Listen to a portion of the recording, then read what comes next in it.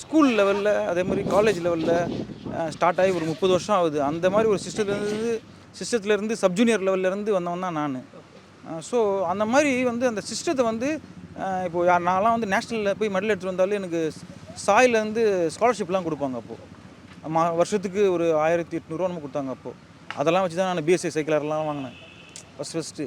So அந்த மாதிரி இப்போது கிராஸ் ரூட் லெவல் ஹரியானாவில் வந்து விஜேந்தர் எனக்கு அப்புறம் தான் 2008 ஒலிம்பிக்கில் மெடல் வின் பண்ணார். அதை வந்து கிட்டத்தட்ட இன்றைக்கி ஒரு 100 அகாடமி அங்கே இருக்குது. 100லையுமே ஒரு 500-600 பேர் பண்ணுறாங்க. பள்ளி மாணவர்களுக்கும் சரி, காலேஜில் படிக்கும் கல்லூரி மாணவர்களுக்கும் சரி, அவங்களுக்கு வந்து மாணவிகளுக்கு. ஏன்னா இப்போ உமன்ஸ்லலாம் பாருங்கள், ஒரு சின்ன ஒரு குக்கிராமம் மணிப்பூர், அங்கேருந்து ஒருத்தரால் மேரிகோம்ன்ற ஒரு ஆளை உருவாக முடியுதுன்னா, சென்னை மாதிரி ஒரு ஏதாவது இன்ஃப்ராஸ்ட்ரக்சர் இவ்வளோ ஒரு மெட்ரோபாலிட்டன் சிட்டிலேருந்து ஒருத்தர் வர முடியல பாருங்கள்.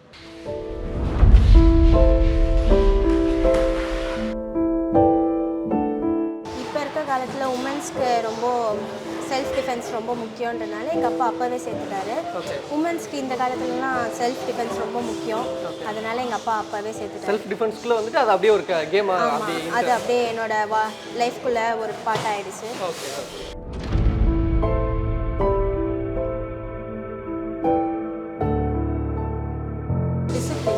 முக்கியமானது டிசிப்ளின் தான். டிசிப்ளின் இல்லாத பாக்ஸிங் வராது.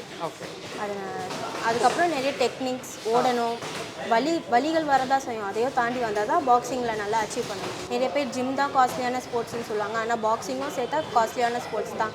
இதுக்கு தேவையானது நம்ம ட்ராக்கு, அதுக்கு தேவையான நியூட்ரிஷன்ஸ், நம்ம உடம்பை எப்படிலாம் கொண்டு வரணுமோ அதுக்கேற்ற மாதிரி நிறைய சாப்பிடணும். ஸோ இது கவர்மெண்ட் தமிழ்நாடு அரசு வந்து விளையாட்டு மேம்பாட்டு ஆணையமும் பிரிக்கணும். ஒலிம்பிக் ஸ்போர்ட், ஒலிம்பிக் டார்கெட்டுப்பா, இதோ வர லாஸ் ஏஞ்சல்ஸ் 2028 நான் இத்தனை மேலே எடுப்பேன்ப்பா, ஒர்க் பண்ணு. இன்னும் இங்கே வந்து கொஞ்சம் பாக்ஸிங் ரிங்கு ஃபெசிலிட்டிஸ், நிறைய பேக்ஸு, ஒர்க் அவுட்ஸ் இன்னும் கொஞ்சம் சேஞ்ச் பண்ணுவாங்க. ஹரியானாலாம் ரொம்ப ஃபெசிலிட்டி இருக்கும். வெயிட் ட்ரைனிங், ஸ்ட்ரென்த் ட்ரைனிங், ஒன்றொன்றுக்கு ஒரு கோச் இருப்பாங்க. ரிங் இருக்கும், நல்ல ரிங்கு, பேக் ஃபெசிலிட்டி எல்லாமே இருக்கும் அங்கே. இப்போ நீங்கள் மித்த ஸ்டேட்ஸ் போயிருக்கீங்க, அங்கே இருக்க நிறைய பிளேயர்ஸ் பார்த்துருக்கீங்க, அவங்களும் பெஸ்ட்டான பிளேயர்ஸ் தான் அந்த லெவலுக்கு வந்துருக்காங்க. அங்கே அவங்களுக்குலாம் என்ன மாதிரியானது கிடைக்குது? கவர்மெண்ட் சப்போர்ட் அங்கே எப்படி இருக்குது? நமக்கு என்ன கிடைக்கணும்னு நினைக்கிறீங்க? அங்கே கவர்மெண்ட் சப்போர்ட் வந்து கொஞ்சம் அதிகமாக தான் இருக்கும். எல்லாம் தமிழ்நாடோட கம்பேர் பண்ணும்போது அங்கே கொஞ்சம் நல்லாயிருக்கும் கவர்மெண்ட் சப்போர்ட். இங்கேயும் கொஞ்சம் ஹெல்ப் பண்ணுறாங்க, பட் அங்கத்தோட இங்கே கொஞ்சம் கம்மியாக தான் பண்ணுறாங்க எனக்கு தெரிஞ்சு. அங்கே போனால் நிறைய பேர் ஹிந்தி பேசுவாங்க. ஹிந்தி எங்களுக்கு அவ்வளோ செட் ஆகாது. அங்கே ஃபுல் அண்ட் ஃபுல் ஹிந்தி தான். ஹிந்தி அவ்வளோ செட் ஆகாது. நாங்கள் இங்கிலீஷில் பேசினாலும் அவங்களுக்கு புரியாது, இங்கிலீஷ் எங்களுக்கு தெரியாது அப்படின்னு சொல்லுவாங்க. அதெல்லாம் ஒரு ட்ரபிள் தான். எங்களுக்கு இப்போது ட்ரைனிங் பண்ணுறதுக்கு மட்டும் இடம் இல்லை. அது வந்து நாங்கள் ரெண்ட் பே பண்ணி தான் பண்ணிகிட்ருக்கோம்.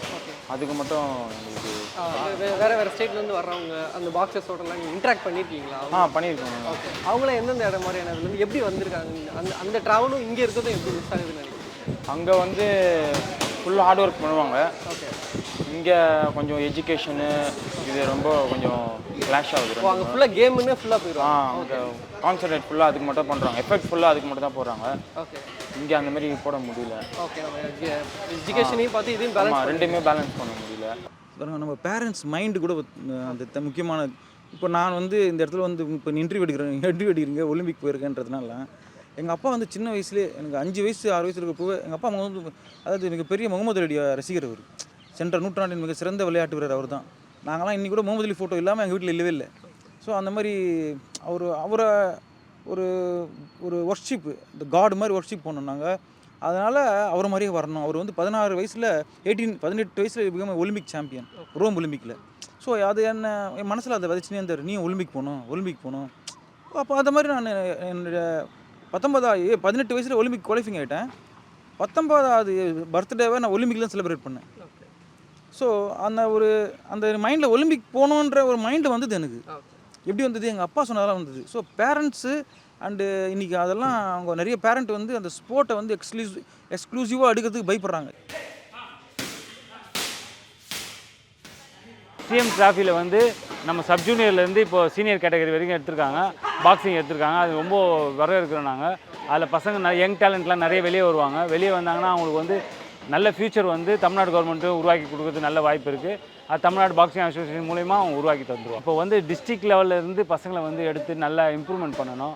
இப்போ வந்து அசோசியேஷன் மட்டும் தான் பண்ணுறாங்க. இது வந்து தமிழ்நாடு அசோசியேஷனோடு சேர்ந்து தமிழ்நாடு கவர்மெண்ட்டும் சேர்ந்து பண்ணாங்கன்னா இன்னும் பாக்ஸிங் நல்ல இம்ப்ரூவ்மெண்ட் ஆகும். நல்ல நம்ம தமிழ்நாட்டிலே வந்து நல்ல நேஷ்னல் சாம்பியன்ஸு இன்டர்நேஷ்னல் பாக்ஸர்ஸ்லாம் இருக்காங்க. அவங்களுக்குலாம் வந்து தமிழ்நாடு கவர்மெண்ட் வந்து சப்போர்ட் கொடுத்து பாக்ஸிங் நல்ல மேல் தரத்துக்கு எடுத்திருந்தாங்கன்னா நல்ல இன்னும் ஒலிம்பிக் மெடல் எடுக்கிற அளவுக்கு பாக்ஸர்ஸ்லாம் தமிழ்நாட்டிலேருந்து உருவாகிறதுக்கு நிறைய வாய்ப்பு இருக்குது. See I'm also son of soil. இந்த மண்ணின் மைந்தன் தான் நான். ஸோ நிறைய பார்க்குறேன், நிறைய டேலண்ட் இருக்குது. எல்லாருமே வந்து 5வது 6வது 7வது 8வது படிக்காமையே டேரெக்டாக PhD ஆகணும்னு நினைக்கிறாங்க. அப்படி கிடையாது. இப்போ நான் கூட அந்த லெவல் போனேன்னா பேசிக்கில் நிறைய ஹார்ட் ஒர்க் பண்ணேன். பேசிக் தான் வெரி இம்பார்ட்டன்ட். அது வந்து நிறைய இப்போது நான் I use to train under the great boxing coach like Cuba Ali சகாராக்கெலாம் நான் ப்ராக்டிஸ் பண்ணியிருக்கேன். கியூபாக்கே 2 முறை போய் 2 மாதம் இருந்திருக்கேன். ஸோ அவங்க வேர்ல்டு சாம்பியன், 3 முறை வேர்ல்டு சாம்பியன் ஃபெலிக்ஸ் செவானோ, ராபர்ட் பலாடோ, இவங்கெல்லாம் கூட எவ்ரிடே ஒரு 20 மினிட்ஸ் 25 மினிட்ஸ் வந்து பேசிக்கில் இப்படி பஞ்சு கார்டு பர்ஃபெக்ஷன் பண்ணுவாங்க. அது யாராக இருந்தாலும் சரி. ஸ்டெஃப்லோ ஸ்டீவன்சன் 3 முறை ஒலிம்பிக் கோல்டு மெடலிஸ்ட், அவரெல்லாம் கூட பேசிக்கில் கான்சன்ட்ரேட் பண்ணி பண்ணுவாங்க. நம்ம பசங்க இந்த யூடியூப்லாம் பார்த்துட்டு இல்லை இந்த இன்ஸ்டாகிராம் ரீல்லாம் பார்த்துட்டு நேற்று கூட இப்போ ஃபியூ டேஸ் பிஃபோர் ஒருத்தரை பார்த்தேன். என்ன யாரா நீ பார்க்குற ஃபானா லோமா சாக்கியோன்றான். அவன் மூமெண்ட்லாம் வந்து அவன் தான் பண்ண முடியாது, வேறு யாரும் பண்ண முடியாது. அவ்வளோ எக்ஸ்ட்ராடனரியாக இருக்கும். உன்னதான் மேவெதர்ன்றான். மேவெதர்லாம் அவன் அதுக்கு எவ்வளோ ப்ரொஃபஷனல் அதுக்கு பேஸ் பண்ணி இந்த இடத்துக்கு வர்றதுக்கு அவர் எவ்வளோ ஹார்ட் ஒர்க் பண்ணியிருப்பான். இவங்க வந்து ஒரு 8வது 9வது படிக்கிறப்ப நான் PhD பண்ணோன்னா அதுதான் ஈக்குவல். ஓகே. ஸோ நிறைய பேசிக்கில் கான்சன்ட்ரேட் பண்ணணும். நிறைய எக்ஸ்பீரியன்ஸ் ஆன பிறகு தான் அந்த லெவல்லாம் போக முடியும்.